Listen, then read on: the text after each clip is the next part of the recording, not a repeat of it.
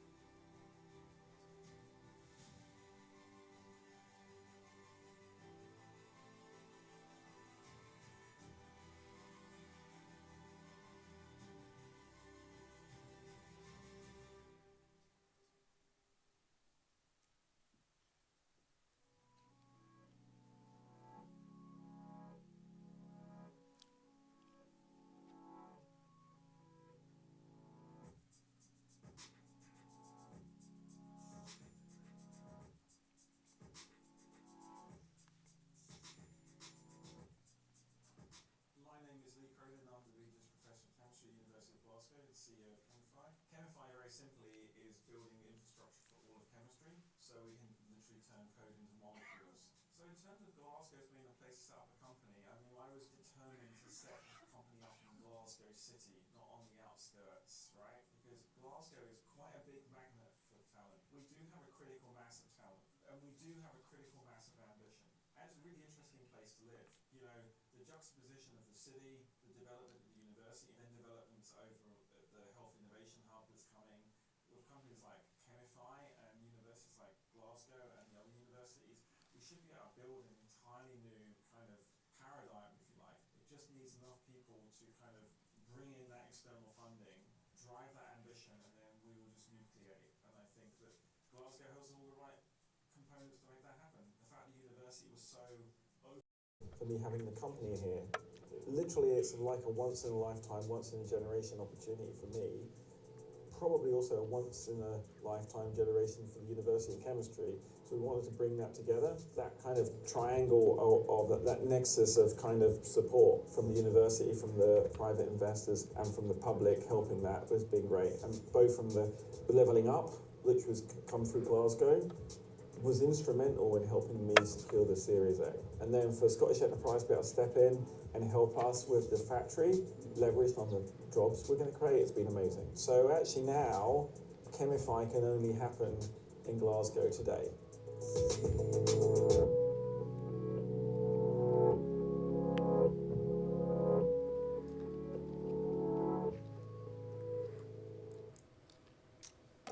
Okay, I hope that's given you some useful context and background. Let's hear some more about the people who have helped to make it happen and are helping to make it happen further. We're going to start over on the left of the panel there with Nicola Cameron from the University of Glasgow. Nicola, I want to ask you, as someone who represents an academic institution that has been around for a few centuries now, just reflect on what you think makes Glasgow a great place for innovation and its knowledge economy. Over to you. Morning, everyone. I mean, what more can I say than what Lee has already said in the short video there? Our university, Glasgow University, has been around for 500 years. We have been transforming the world. We've been changing the world in that 500 years, and ourselves and the city continue to do so. I think what is exciting about Glasgow is just the number of skilled graduates coming through. Each year, 39,000 graduates coming out of the education institutions in the city.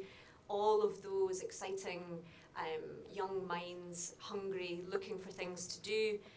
We retain most of those graduates in the city. I think Glasgow is one of the cities that retains the most graduates. So we've got this skilled workforce, or this ready-made skilled workforce.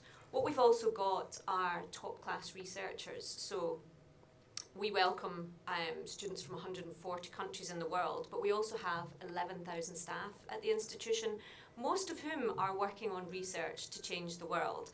And what I love about Glasgow is we've created this ecosystem that has an enabling policy framework. It has these great places that you saw there on the video to nurture, to support, to incubate, to live, to play, to work. But most of all, Glasgow has the people and the sort of can-do spirit. We've been innovating for hundreds of years, and it's a great place to continue to innovate. Thank you so much, Nicola. I was listening and taking some notes there, and I love 39,000 graduates every year, a retention rate that's high, and crucially, you mentioned an enabling policy framework. I have a feeling we're going to talk a bit more about that in a second, but let's just move along the desk from you and move to Sandy Smith from UKREiiF Property. Sandy, you represent a private sector developer, and you're very much involved with one of the city region's innovation districts. Can I ask you maybe to reflect a little bit upon that experience, why you found it a good place to invest your private capital? Of course, Duncan, and thank you. It's a pleasure to be here and to join the other panellists. Just picking up on what Lee said in that short clip, I think it's also important to remember that it's not just about Glasgow City Centre. And UKREiiF Property were selected by Renfrewshire Council to partner with them to bring forward and capitalise on all the very hard work which they, along with other stakeholders such as the University of Strathclyde, CPI, Scottish Enterprise, had already achieved. We saw it as a wonderful opportunity, being developers who like to work with joint venture partners, but also with local authorities, and we've got quite a track record for that. We like working with the public sector and recognising the investment and the hard work that had already gone into AMIDS, the Advanced Manufacturing and Innovation District for Scotland out by the airport. We thought it was a wonderful opportunity. The infrastructure was in, publicly funded. There's a 5th generation district heating network. The plots are ready. You've got the National Manufacturing Institute for Scotland, and you've got the Medical Manufacturing Innovation Centre, 2 first-class facilities, part of the wider high-value manufacturing catapult network that's in place across the country. And we, quite frankly, thought we wanted to have a piece of that, get involved, work with the stakeholders. But for us, it's not just about AMIDS, it's how AMIDS fits with the wider offer. You know, you've put 3 innovation sort of ecosystems or whatever on the screen there, and I think that's really important for the wider Glasgow City region, that they all work collectively. We're sort of more on the bigger innovation manufacturing side, on the engineering, the medicine side, whereas some of the others on the panel here today will talk about the sort of the more innovation-specific city centre type stuff. So, Thank you so much, Sandy. I particularly liked your expression that you like working with the public sector. For all of those from the business community out there, please take note of that you've got a very welcoming environment in Glasgow City region. I'd be shocked if I said anything different in this environment today. Not as if we colluded beforehand on these matters, of course, but it's a very welcome thing to hear, Sandy. Thank you. And also, crucially, Sandy said his company, quote, "We want a piece of that." For any of you investors out there who want similarly a piece of that action, and there are many other pieces available, do find your way to our stand at Invest Glasgow, B20 in New Dock Hall later on. You'd be very welcome to talk further. Let's move along the panel to our next speaker, and we're going to go back to the university sector, to Alistair Gunn from the University of Strathclyde, another of the city's Russell Group universities, and strongly involved in the innovation ecosystem. Alistair, do you want to say a little bit about, from your university's perspective, the significance of place, of being in Glasgow City region, and what that's meant for you and for your institution?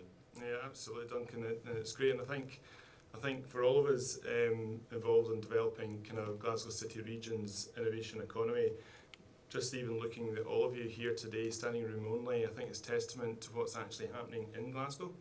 And it's something which is a journey that all the universities and colleges have been on. Certainly over the last, it actually goes back to when kind of Glasgow had the Commonwealth Games, and we've been on this regeneration for quite a few years. But certainly we're aware that COVID kind of impacted. But what it did do is it has given each of the universities to actually establish the 3 innovation districts across the region, which is, I would say, is the only place in the UK that has that. And again, collectively under the region. But one of the things which is really important that sets Glasgow City region and the city centre out quite distinctively across the rest of the UK is this industry engagement. And certainly with the year at Strathclyde, I mean, Strathclyde has been renowned for its focus on engineering, and especially as we move forward over the next 10 years plus. And we're seeing the kind of whole transition towards sustainable development, kind of energy and whatever. I mean, each of the universities in Strathclyde are now starting to come out to the front, and that's kind of recognised. I think actually when you then start to look at the market sectors that we're focusing on. We're very focused on the likes of kind of quantum photonics, space, kind of health tech, fintech, industrial AI. And those are the technologies that industry are looking for. And last week, again, our colleagues in Glasgow Riverside Innovation District, as well as Glasgow University, we were all involved in Glasgow Tech Week last week. And that actually was the first city, we were the first city to put that on. But we're recognised that there's a whole series of companies and organisations who really want to engage. And the other thing that we've been involved with quite recently, and say we can talk about this later, is the fact that we were selected as one of the 3 regions for an innovation accelerator, which has then gone into the investment zone, which has then gone on to also looking at our innovation action plan. So we're very much welcoming everybody up into Glasgow, and that's the thing now is it is the place. And we even know this from even Edinburgh saying to us that Glasgow is definitely where it's happening. Thank you, Alistair. I loved your initial reflection there on the 2014 Commonwealth Games, because places like Glasgow, great cities like Leeds and Manchester, Liverpool, also often leverage these important kind of one-off events to bring the city onto the global map, to bring us the attention of investors and to add to the attractiveness of the place offer.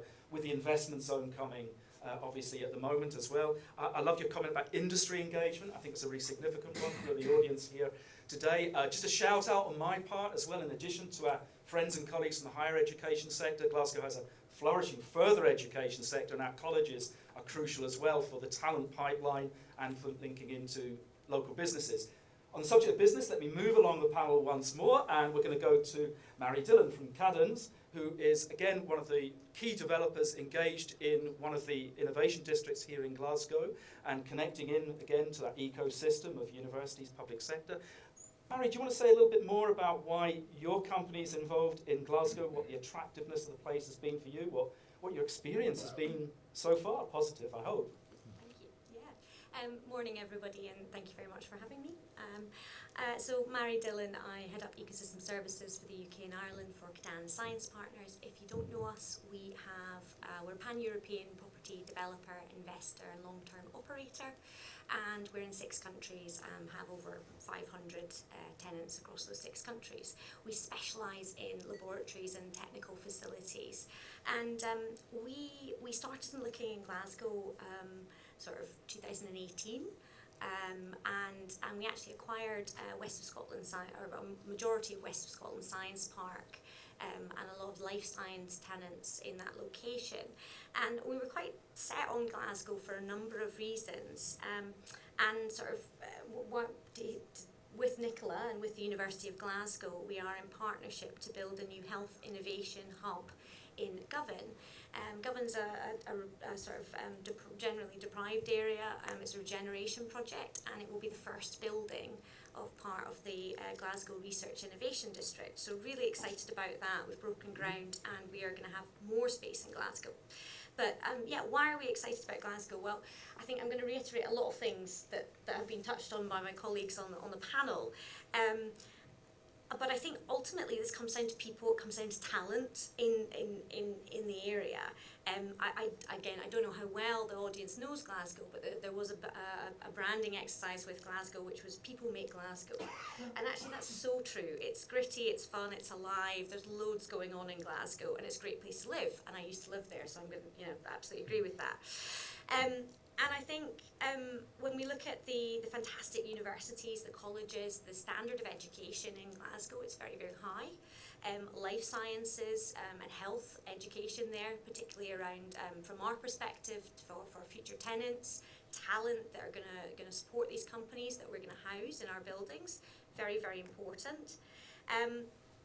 And I suppose, the quality of that research, the assets in terms of the university, some of the other organisations that have been listed in the presentations you've seen there, that existing ecosystem that has been built up was really primed to grow, and we recognise that it's primed to grow and continue growing. And for us, having the first building in partnership with the University of Glasgow, the Health Innovation Hub in the Glasgow Research Innovation District, that's an opportunity to scale. So our ambitions don't stop at this one building.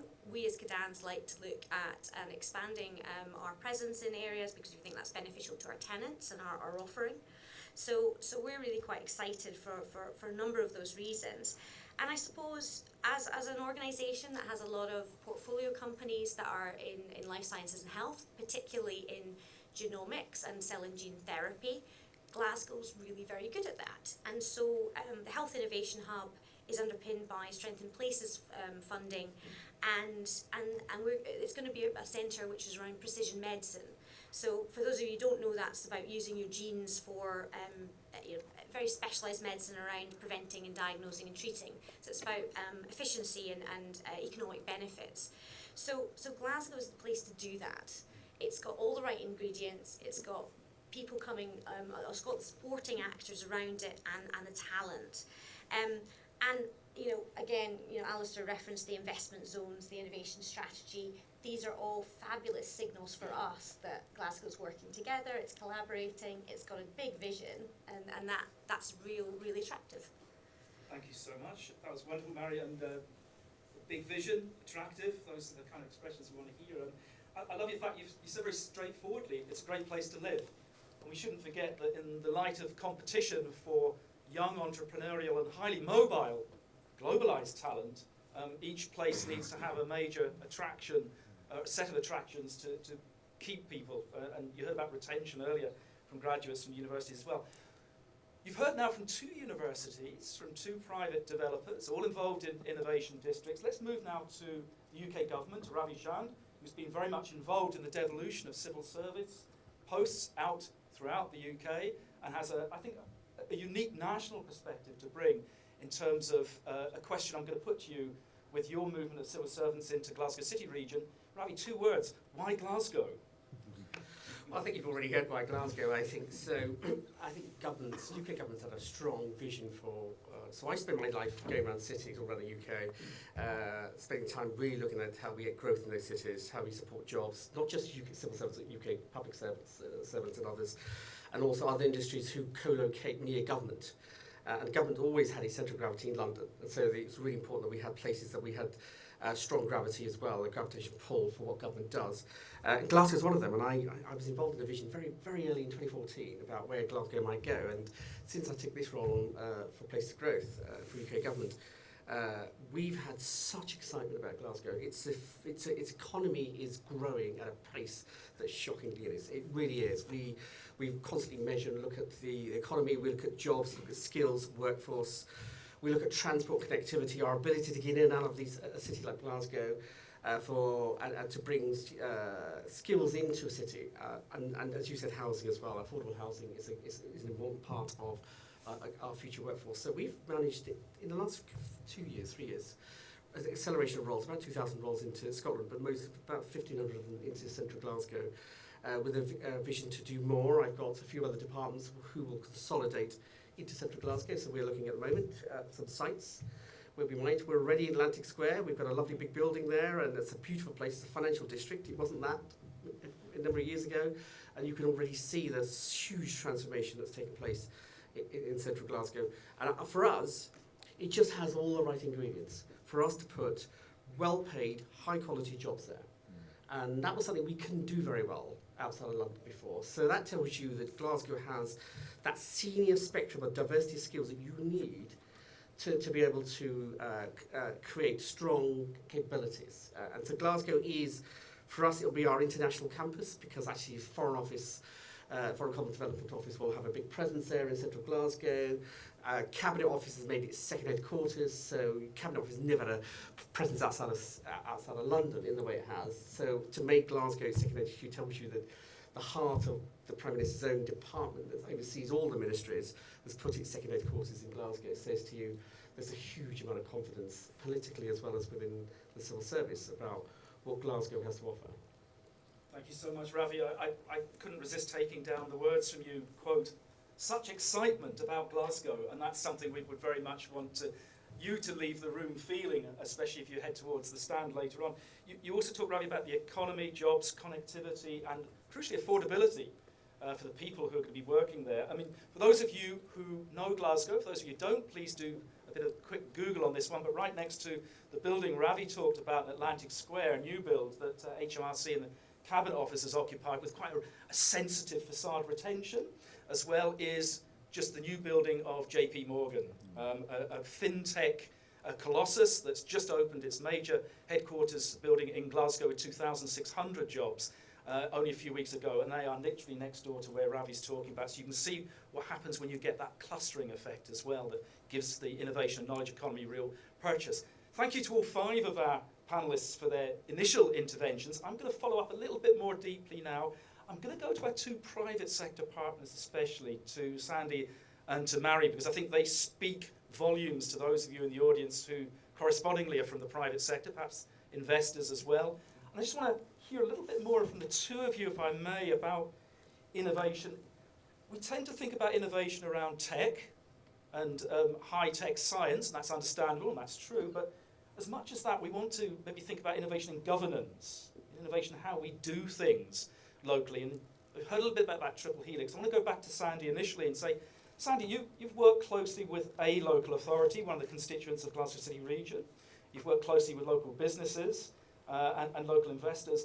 Can you say a little bit more about how you see that ecosystem supporting your profits, your growth, and how it's been a positive experience? Yeah, of course. I mentioned in the intro that we do a lot with other local authorities as well, elsewhere around the UK. Our experience when we came into AMIDS through the public procurement process with Renfrewshire looking for a development partner, I have to say was, I'm not just saying it because I'm here in this room with this panel, but it was actually a very refreshing experience. Not just with Renfrewshire and their engagement to be quite sort of proactive in how they selected the partner, but with the other wider stakeholders, which probably sort of fall into that bracket as well. I think of people like Scottish Enterprise, wider Glasgow City region, and some of the private people as well who are strategic stakeholders with ourselves. But it's been a very proactive experience, and I think unfortunately the video wasn't really quite long enough. There was some great images there of the NMIS and MMIC, but what the public sector and the academic sector together, without that third bit of the triple helix you mentioned, have already achieved out there is quite incredible when I'm talking about AMIDS. And we just saw it as an opportunity to sort of springboard off that, take it to the next level. Very pragmatic approach by the local authority and how they wanted to structure our LLP, incentivizing us to come in and, in essence, take it to the next level. So yeah, we found it a very proactive journey. Of course, the challenge is lots of great stuff being said today about skills base, workforce, the clusters, collaboration, etc. And that is all really good, but we have to keep taking it to the next level and beyond, because there is still an awful lot to do. We had Savills do some work for ourselves, and I'm talking more about the manufacturing innovation side of the sort of more the AMIDS offer, but there's still circa 250,000 square feet per annum that is in essence needed by the market, but just not there. So we all have to keep working. It's an amazing opportunity. Everyone seems to be doing quite a good job of coming together amongst the districts, but look forward to the next chapter. Thank you, Sandy. I was going to come back to you on that, Mary, on that issue of the availability of land and of investable property, some of which you have to pay to build yourself, others which you can occupy. You're in 6 different nations, and you're also in Glasgow. Can you say a little bit, please, about your experience, following on from what Sandy said about working with maybe the planning system, with local government, but especially with the kind of development sites and availability and constraints that you see there? We're quite particular about the sites that we look at, and no doubt you'll be the same, lots of different factors that we look into, but I think, we already knew Glasgow a little bit because of West of Scotland Science Park, but throughout the journey I think I would agree in terms of the supportive element of the different parties coming round and trying to bring us on board, and of course the University of Glasgow were a huge part of that actually in that. I think, these things do take time, and those relationships are I guess for us still fairly new, if I'm honest, but definitely heading all in the right direction. The land that we were on was Scottish Enterprise land, and we've continued the relationship with Scottish Enterprise in other guises. So I, for example, am spending quite a lot of time with people in different parts of Scottish Enterprise to better understand the support that they're offering to our potential tenants and therefore to our pipeline, and how we can work closer with them. I think we as a long-term operator, we're very keen to, we know that it's a marathon, it's not a sprint. And so we very much take the time to get to know these parties, and we've been feeling that that's worked very well in Glasgow. I definitely do think there's more to be done, and actually I think certainly with the other innovation districts and what's growing, what already exists, there's definitely an opportunity of how do we complement each other, how do we help each other, how do we bolster what we're doing for the better, sort of the collective view for Glasgow. So generally would agree in terms of supportive, proactive. Thank you very much. I would just add as well something that Sandy had said in his introductory comments about AMIDS, one of the innovation districts, and its net zero aspirations with a strong district heating system using actually heat from waste from sewage. And I think all 3 innovation districts have that strong perspective on net zero as well, both for the decarbonisation of some of the industries and sectors that they are housing, as well as the site-specific issues that go with it too. I just have one other thing as well from the Glasgow City region perspective about the use of UK and Scottish government city deal monies, which is very much often focused on de-risking development sites, particularly those subject to historic flood issues, and which, as you'll be aware, with climate change aren't going to get any better. But by de-risking them and by using adaptation methods, bringing them back as investable opportunities to the marketplace, taking the public sector pound to allow the private development to take place, which I think is a key issue for us in Glasgow. I want to go back to the two universities. I'm going to go across the table to Nicola there. Nicola, you began some of your comments about talent and skills. I think many of the people in the room will be well aware that a constraint on business growth is at times an issue around the kind of supply side of talented people. Can you say a little bit more maybe about what you see the advantages of Glasgow there from both the higher and the further education system in terms of those 36,000 graduates each year, where you see them going, how you see them as a key resource that drives further potential for Glasgow City Region? Yeah, I mean, so the University of Glasgow over the last 10 years has invested nearly £1 billion in expanding our campus. There's colleagues in the room here today who have assisted in that. So over the last sort of 10 years, we've built 5 new academic buildings, and that is about engaging in our student experience, in our research power, in our sort of policy power and our business school to kind of create the business leaders of the future. It's interesting when you speak to some of our spin-outs, you know, one of the things that they talk about is the lack of CEOs. And again, so as an institution, we are looking to see, well, how can we support that? How can we create the next crop of CEOs that support these spin-out companies to go forward and flourish? So I think as an institution, we're investing in a big piece of that picture, you know, creating this pipeline of talented students. I think to come back to some of the things colleagues have said on the panel, as a city, we're looking at it sort of as a system. So working really closely with the council, working closely with Scottish Enterprise, working closely with other institutions, and working closely with the sort of private sector. We realise now, you know, you cannot do it all alone, and therefore to come together, we have this real strength as a city. And so that whole systems approach really sort of stands us in good stead. I think it's interesting as well, I mean, when you look at the sort of the themes of innovation, you know, we've got net zero, we've got digital and AI, we've got advanced manufacturing, we've absolutely got life sciences. But what I'm most excited about with Glasgow is we also have sort of creative and cultural. You know, our depth and breadth across a huge range of subjects in which we can innovate, it is really great. And I think it adds this sort of different complexion to Glasgow. You know, we really are a city innovating in all aspects. But as an institution, we are looking to see where can we invest our capital in that sort of early stage. But what we genuinely recognise is, you know, as a civic institution, we need others partnering with us.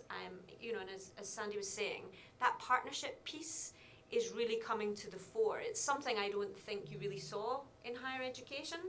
Probably, you know, a decade ago, universities perhaps sat up on their hills with their iron railings around them, not really engaging with the city that they were in. That's all changed, and we are really engaging. We recognise our role in the economy, local, national, you know, sort of international economies. We attract international students, and so we really need to sort of make sure that we are part of the tapestry of the city. And I know that our institution and Alistair's and all of the other institutions, because Glasgow has so many strong education institutions. You know, the Conservatoire is sort of top 3 in the world. We've got the art school with the Rannie Mac, you know, the City of Glasgow College, all of them working together, really focusing on how we are the best. Thank you so much, Nicola. I love your point there about the way in which the ecosystem for innovation includes the arts and humanities, and the social sciences, as well as, of course, the very best of the high-tech natural sciences. And I want to come on to that point with Alistair as well. I mean, Alistair, at the heart of the Glasgow City Innovation District is the Technology and Innovation Centre, and your principal, Sir Jim McDonald, said that when it was created, he focused it around the coffee hub on the ground floor, because that's where the innovation happens, that's where the magic occurs. You've seen the kind of ecosystem developing and those sorts of partnerships growing and becoming real. Can you say a little bit about that experience and why you think Glasgow's doing particularly well there? Yeah, I think it's funny actually because it's great they've actually got more coffee shops. We could do with more, definitely more. And it is actually gives a good insight into the fabric of how you do develop a community. So one of the things which when the Glasgow City Innovation District was created, their approach is to not look into uni. It's actually to look outside and look into the place. And I mean, Strathclyde is okay. It's got its it's invested in its own buildings. But one of the things which, as an innovation district, comes back to, I think what Nicola's kind of mentions about place. And we talked about talent and talent retention. And when you're doing an innovation district, you've got to look not just on innovation. In some ways, you've got to look at it for a place for where you can have people to live. And some things where, and again, what some of the challenges we're aware of is making that place affordable for the people and the citizens of a city. And certainly within one of the challenges, we're starting to see this happening now, that kind of moving forward. But the other aspect that we're aware of is, in 2019 when we started GCID, Glasgow was impacted. Its tech sector, its tech startup sector was impacted, and we've literally had to kind of all collectively come together to rebuild that. And the thing that's now happening, and I would say is, and it was indicated last week, where Edinburgh's tech sector, which many of you have been involved with, for quite some time, is starting to look towards Glasgow for its talent. And again, coming back to that kind of cafe culture around, that kind of building in an area, is that you do need to support the pipeline of companies, the startups.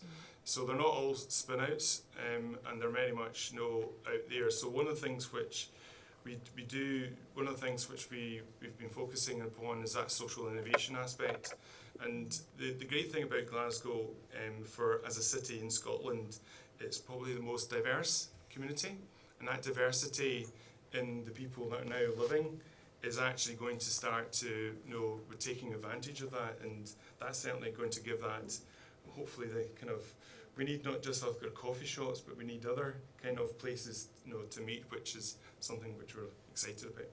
Thank you, Alistair. I would just add that in terms of diversity and a relatively young workforce, we've just seen the census results for Glasgow coming in, and it's got the highest population in the 25 to 44 age group, absolutely, but it's had in more than half a century, and proportionally is not the city subject to the demographic shift towards the 65 plus group. So in other words, there's a talent pool there, and there's also a customer pool there for city centre living, and for any of you engaged in build to rent, that's pretty much your tenants we're talking about as well. I suppose that naturally leads me on to you, Ravi, again, about the place offer, and about your team will have been engaged in a kind of site-specific search across the UK for some of your devolution civil servants, but also that broader perspective on where you're putting them and the quality of life. For Glasgow, in terms of maybe affordability, connectivity, which you've already drawn upon a little bit, can you say a bit more about what you found attractive there for the people that you're effectively moving out of London, or the new people you're recruiting into Glasgow? Yeah, so just to be clear, I mean, I'm not parachuting Londoners into Glasgow, right? and it's important I make that clear, because Glasgow has the talent pool. What we are doing is moving roles. So we are just not filling those roles in London. We are filling those roles, those senior roles, in Glasgow, because Glasgow has the talent on our doorstep. Where we put the buildings is generally, when I was Director of Workforce at HMRC, when we consolidated all their offices, and I was responsible for that programme, we did a lot of research around how far people travel from the station to their office. How far will you walk to your office? Jerry, in Glasgow and surrounding areas, we did shut some offices actually, because we wanted to consolidate and co-locate all our capabilities in the centre of Glasgow. And when we assessed how far people walk, they walk up to 10 minutes from mainline station to their office, and then the numbers start to dwindle after that, but in terms of how many people would be keen to walk further than that, which I thought quite interesting at the time. And we started to find locations within 10 minutes walk of our mainline station, as you can see, we're very near Central Station. interesting, it has been a significant factor in the number of people we get to a place, because they can live then further out, they can commute in with good connectivity into a city like Glasgow, and we have them live in Ayrshire, all sorts of places, you know, some even travel from Edinburgh to Glasgow, right, to work, although we have a big hub there too. So these are big factors, these are pull factors into a place, but the important thing is, we must put them in great modern buildings. They've got to have their coffee shop. They've got to have a place where people meet. There has to be a sense of community. There has to be a sense of belonging to that organisation and a sense of pride. So there's a lot of place-making that we have to think about. It's not just that I've got a job, I'll advertise in Glasgow, somehow I'll fill it, and that solves the problem. There's a kind of a whole solution around what we're doing for our people, why we're doing it, and their relationship with wider Glasgow. So some of our people are really interested in volunteering, getting involved in local events in Glasgow, and the Glasgow teams based in Atlantic Square have this big volunteering programme engaged in Glasgow and surrounding areas because they're passionate about the place. So creating that, I think that passion about place is an important part of why we create strong communities of workforce in places like Glasgow. So there's a lot of factors.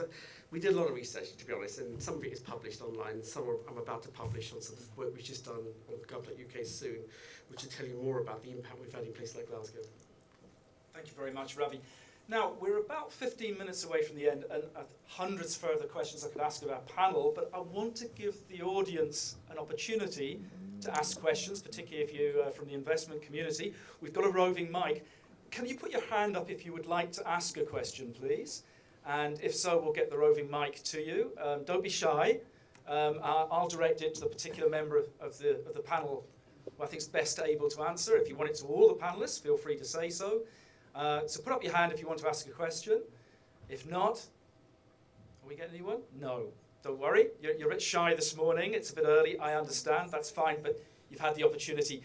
The important thing is, do find your way to stand B20, round the corner in the new Dock Hall, to have a further talk with people on the Invest Glasgow stand. Indeed, some of my colleagues on the panel here today will be presenting on the stand specific areas of interest to them.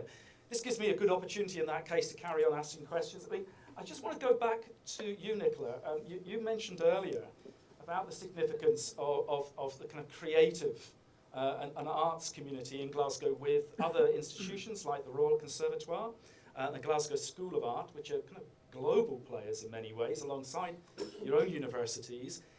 In terms of some of the digital and enabling tech that's come out, it's been interesting to me to see how much that's often from people who are involved in the creative arts, as well as people trying to resolve particular problems around the natural sciences. And, you know, again, I said about Alistair and some of his places in the TIC, for the Advanced Research Centre, the ARC in Glasgow University, there are opportunities for people involved in quantum tech to meet with people involved in poetry and the arts and have a chat. So again, what do you see as important about that mix for the innovation agenda from your university and more broadly?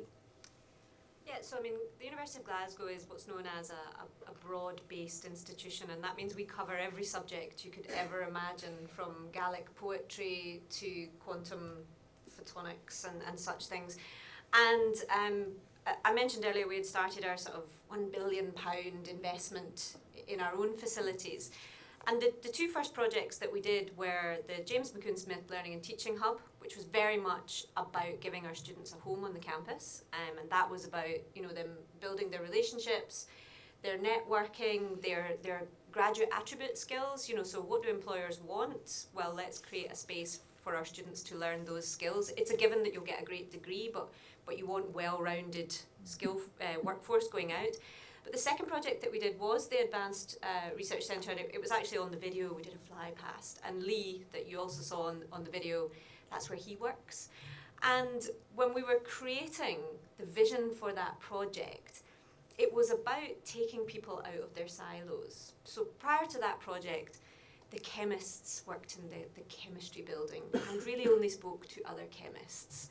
And the physicists worked in a building just beside the chemists, and they spoke to physicists and they didn't speak to the chemists. And the engineers, well, they were down the road a little bit in their own James Watt School of Engineering, and they absolutely didn't speak to anyone else. And so at the Advanced Research Centre, we said, well, no, let's put all these people together. But what we also said was, can't just be the chemists and the physicists and the engineers. We need to understand that sort of broad-based research that we're undertaking. And so in the Advanced Research Centre, we now have a project called Museums in the Metaverse, which is all about sort of the virtual reality of visiting a museum. So you can go into a room in Glasgow and wander through the Louvre. We have teams in there from our College of Social Science who are working to understand what's the policy environment needed to support this research embedding into communities. So I think with the Advanced Research Centre, we really worked hard to create an environment where every aspect of life could exist and could work together. And even, I mean, it talks to sort of simple things like design. There's a great coffee shop in there.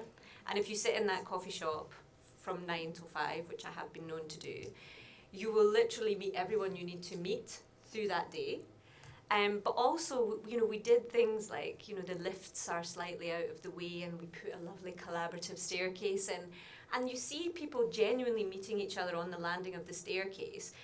And you can almost sort of see the aha moments, the, you know, the eureka, the serendipity, whatever it is you want to call it, of someone meeting someone else that they might not have generally bumped into. And from that tiny little spark, maybe the next Chemify grows. And so I think that the place and the environment and the people is so, so important, but also just understanding that innovation can happen anywhere.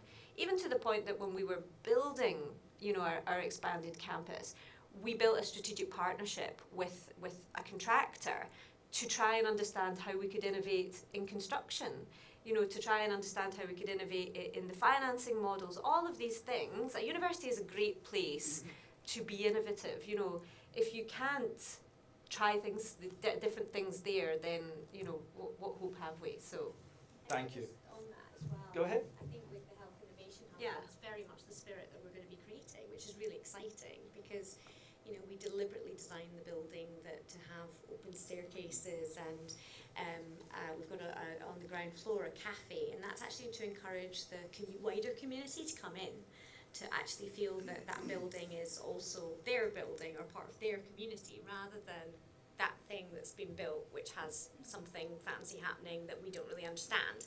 How do you break down those barriers? Because I think, you know, some of the points around that, recognising the role in the economy and the tapestry around you, that really matters. And the social piece, especially in a location like Govan, which, you know, does have multi-generational sort of social issues potentially, but it's also got so much opportunity and potential to inspire people into the workforce.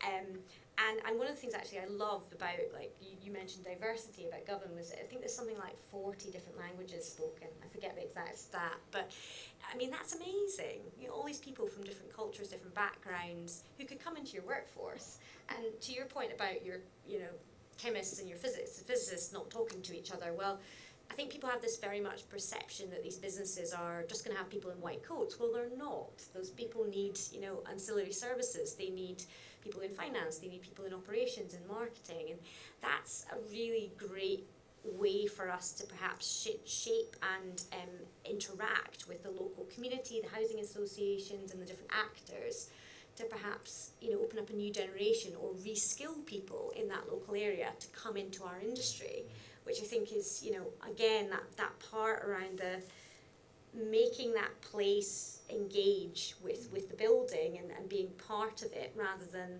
you know, isolated, you know, and I think that's a really exciting part of what we're doing with GREiiF, basically.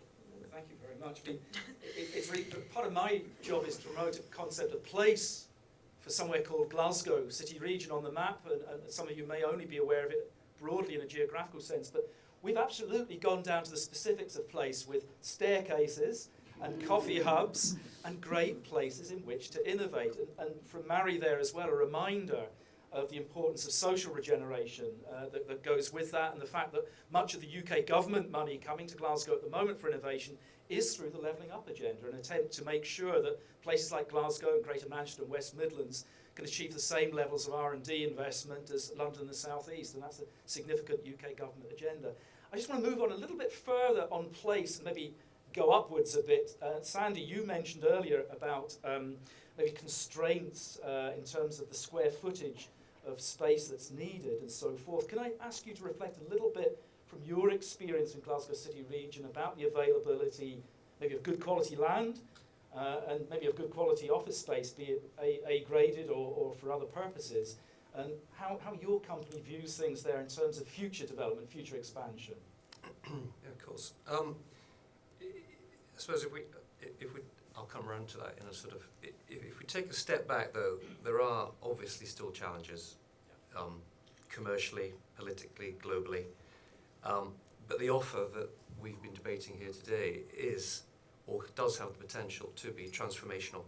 The talent, the skills, the collaborative platforms between the innovation districts we talked about and the wider region are all fantastic, but I mentioned that report we'd had commissioned.